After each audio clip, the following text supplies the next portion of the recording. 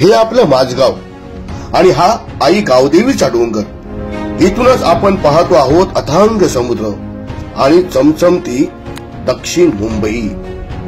हे आहे माझगावचं प्रसिद्ध बाप्टिस्टा उद्यान।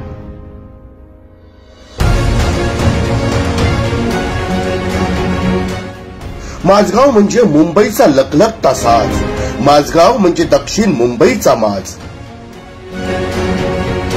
आज आपल्या माझगावात इतिहास घडतोय। महाराष्ट्राचे मुख्यमंत्री आपल्या माझगावात येत आहेत, एका महत्वाकांक्षी प्रकल्पाचं भूमिपूजन करणार आहे। आपल्या माझगावचं सौंदर्य अजून बहरणार आहे।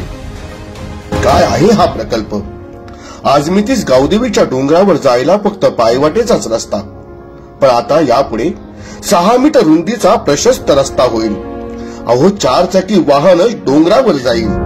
दिव्यांग आणि वयस्कर आजी आजोबाही गावदेवीचं दर्शन घेऊ शकतील।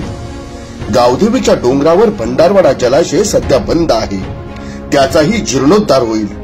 5.6 MLD क्षमतेचा जलाशय होईल।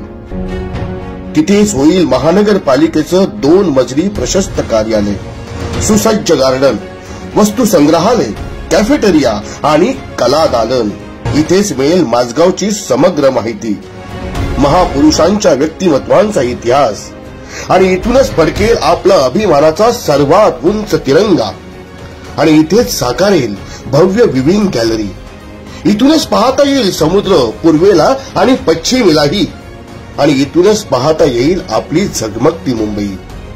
ही किमया घडते आहे शिवसेना उपनेते विभाग प्रमुख सन्माननीय यशवंत जाधव साहेब यांच्याचमुळे आणि त्यांच्या सुविद्य पत्नी आमदार सौ यामिनी यशवंत जाधव यांच्यामुळे।